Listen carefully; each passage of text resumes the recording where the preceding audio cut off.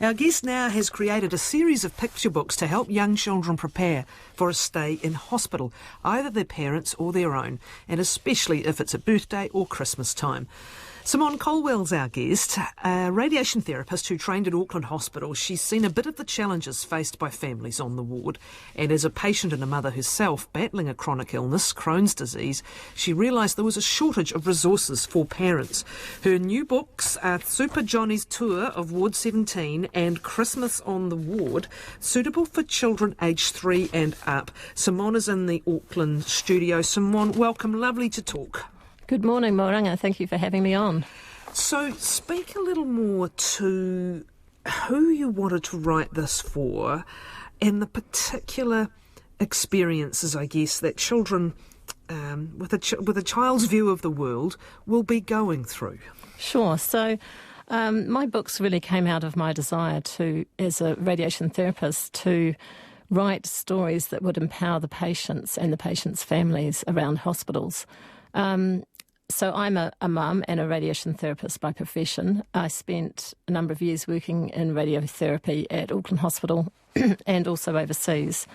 And during the time that I worked in the hospital setting, I saw a lot of things, and I really could appreciate how it was just challenging, perhaps a little disempowering for families to come into the hospital setting. It was foreign.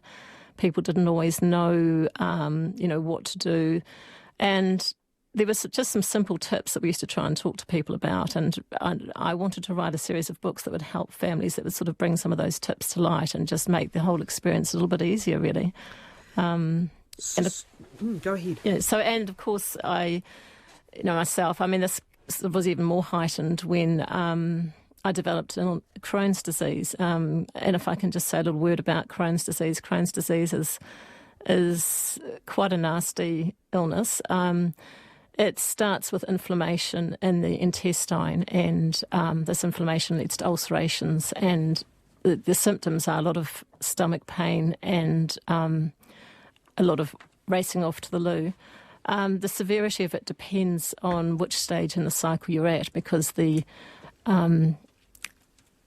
managed by drugs, but it can also flare at different times. So it depends on whether you're in a sort of flaring state or not, as to whether you are managing at home or using medications, or whether you have to go into hospital and have some investigations and things.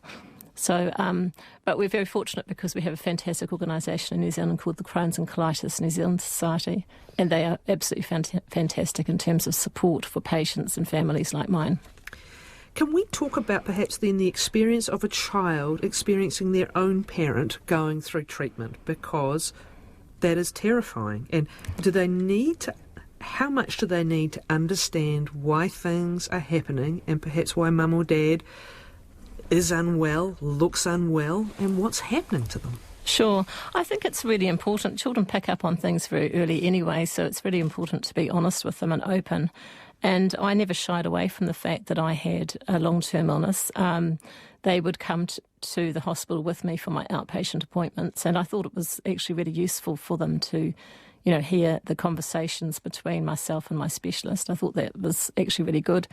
And then when there were sort of follow-up investigations to be done, like blood tests or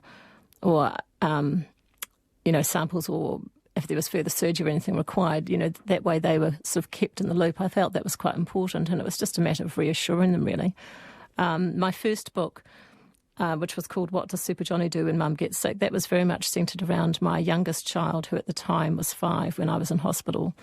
And he came up to the hospital dressed in his Spider-Man suit, wanted to know how he could help. So that became the basis of a little superhero story all about a little boy who runs up to the hospital and meets lots of different staff, finds out what is superhero power. And then at the end of that, there's a page which can be used by teachers and families, which explores the whole thing about how to be more helpful in the hospital setting. Super Johnny's Tour of Ward 17, a lot of that, because for anybody, normally under stress anyway, because they or someone they love is in hospital, there's the beeping, there's all the activity, there's all the people coming in and doing this, and there's blood tests. And is this about preparing children for the sheer activity going on in the environment? Absolutely. There's a lot of things that go on during the ward in a hospital. Hospital wards are very busy places. That follow-on story, Super Johnny's Tour of Ward 17, was really about trying to introduce some of that. The story's a little unusual because it's written in rhyme. I did that deliberately because I think as a writer you need to try and prove your mettle, that you're prepared to tackle subjects using different methods.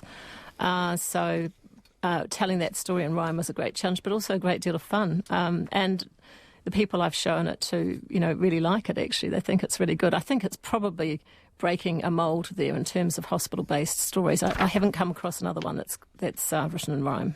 I love also what's at the end, a question page for teachers and for families. It's things like empathy and how to show empathy. Now, this is interesting, isn't it, again, because children are very honest.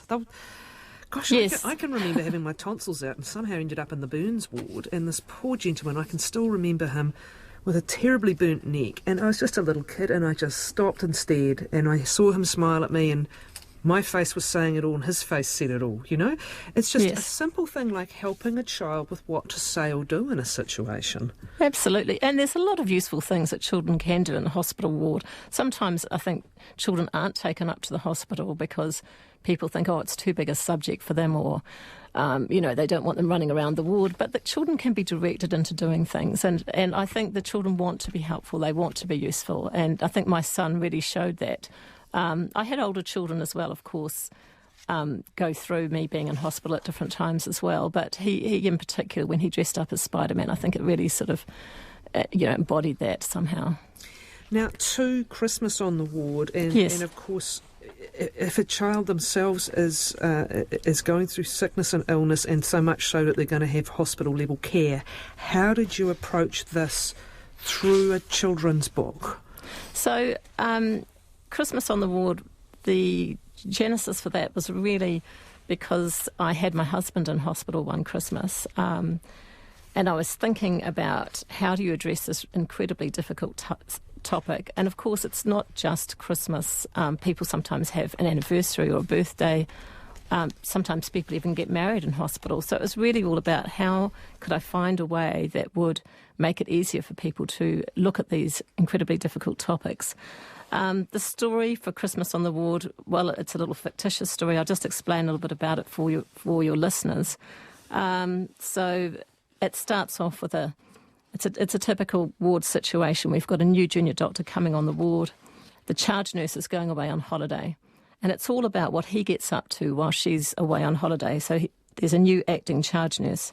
So the first thing he does is he gets into the chocolates.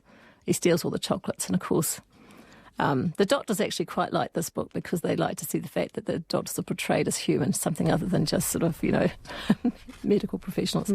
Anyway, so there's a number of things he gets up to, and I won't give the story away. But at the end of that, there's a suggestion page.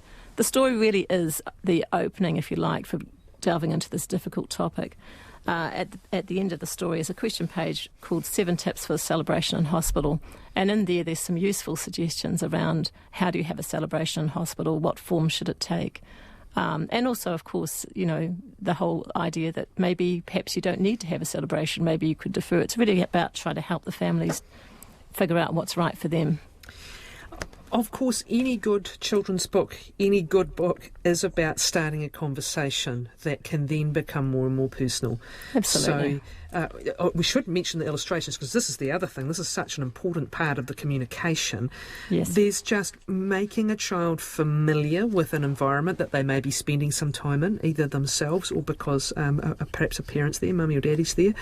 And then the illustrations just really enliven that and engage them in that. But this is a stepping off point, isn't it, for, okay, what's going to happen in our family or what is happening in our family right now? Yeah, absolutely. I mean, I think one of the things I really strive for with my books is I try to address these really difficult topics, but to do it in a light-hearted way. And also with in mind that there's perhaps a multi-generational aspect to it as well. Because they're simple books, they can get picked up and read in a few minutes. And when you're in one of these tricky situations, you don't want to have to, read some great big tome that's going to take you a few hours to get through. So people of all ages enjoy these books. The third one, Mommy Can't Feed the Baby, is interesting because this is about a mum who has a chronic illness, right? And just having conversations with what that means, yes? Sure, yes. Now, Mummy Can't Feed the Baby, I know that sounds like a dreadful title, but it actually addresses the issue quite nicely. So this is a little story. It's really based on my story. When I was on immune-suppressing drugs for Crohn's disease, I was told when I was pregnant that I couldn't breastfeed the baby, and it's really based on my experience of that, going to mothers group with other middle-class mums and being the only one sitting there bottle feeding. So Mummy Can't Feed This Baby is about a little girl called Hannah.